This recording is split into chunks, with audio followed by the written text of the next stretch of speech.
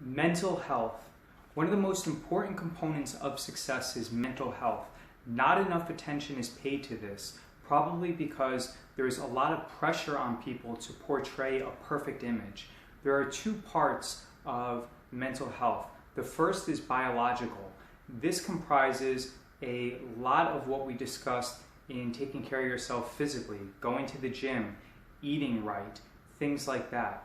The other things that you can do are taking supplements. This is also a part of the biological aspect of mental health. Some of the supplements that I take are vitamin D3, K2, high-dose krill oil, also high-dose niacin can also increase your feelings of well-being and improve your mental health.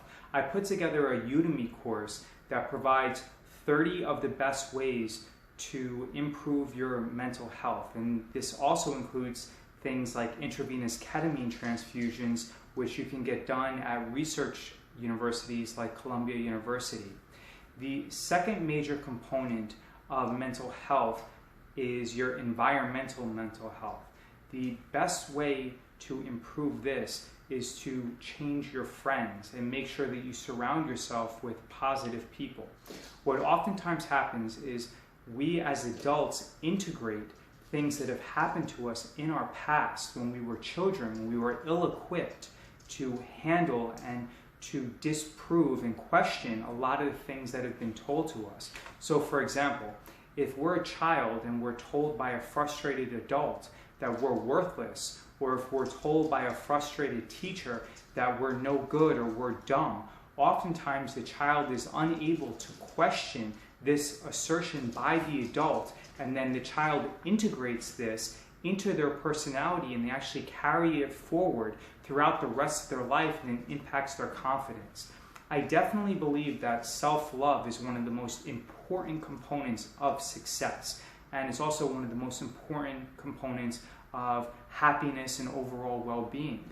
If you're suffering from an environmental component or environmental aspect of negative mental health, there are some things that you can do. The most effective way is to go through a cognitive behavioral therapy program. Now, I had cognitive behavioral therapy done at Columbia University, but there are also ways that you can self-administer it and you can do it yourself.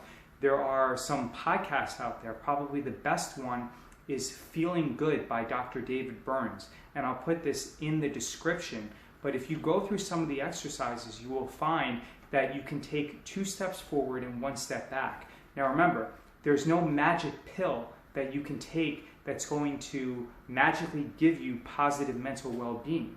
But if you work on it for anywhere from 6 months to a year, or you just make it continuous and integrate it into your well-being and into your habits, then you can definitely bring about a positive state of mind.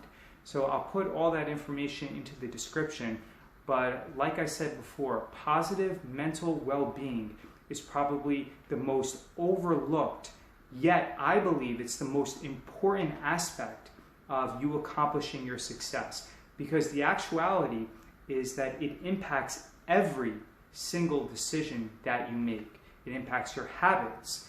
You know, 1/3 of adults are addicted to prescription medication. Half of adults, they make poor eating choices and they have diabetes or they're overweight.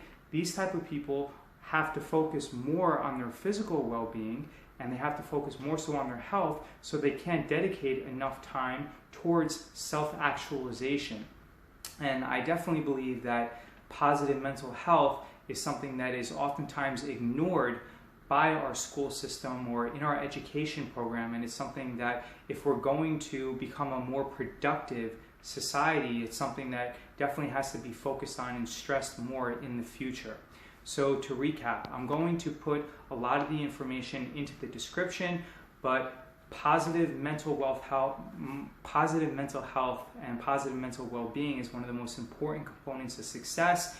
The physical component and the biological component is something that you can relatively easily hack. I mean, I've done everything from changing the diet to saunas to red light infrared therapy to cold showers and cold immersions, but the harder component to hack is actually your environmental component, because a lot of people are carrying these automatic negative thoughts, these negative beliefs that are actually impacting them currently, even though it happened 10 or 20 years ago.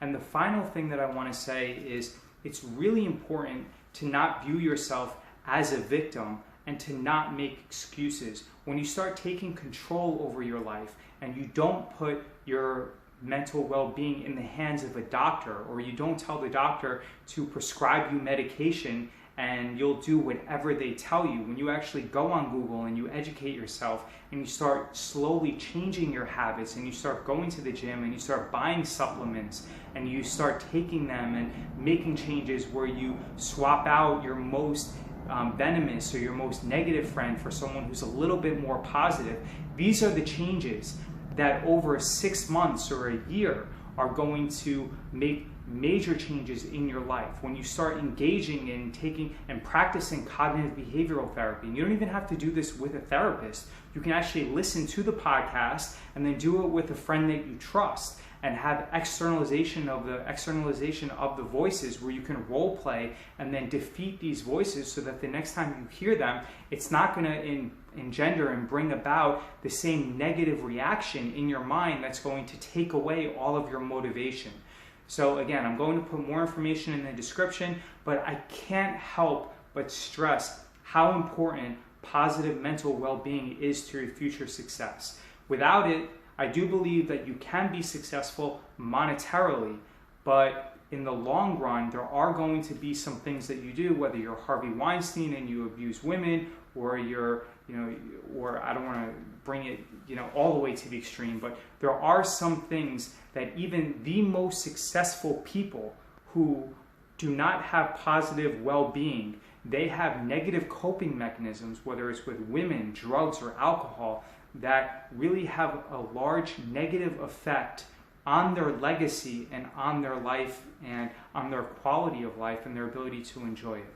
So get your mental health in order. It's not going to be something where you snap your fingers and it's automatically going to improve. It's going to take you anywhere from 6 months to 12 months, and then you're going to have to maintain it, but it's definitely something that's attainable.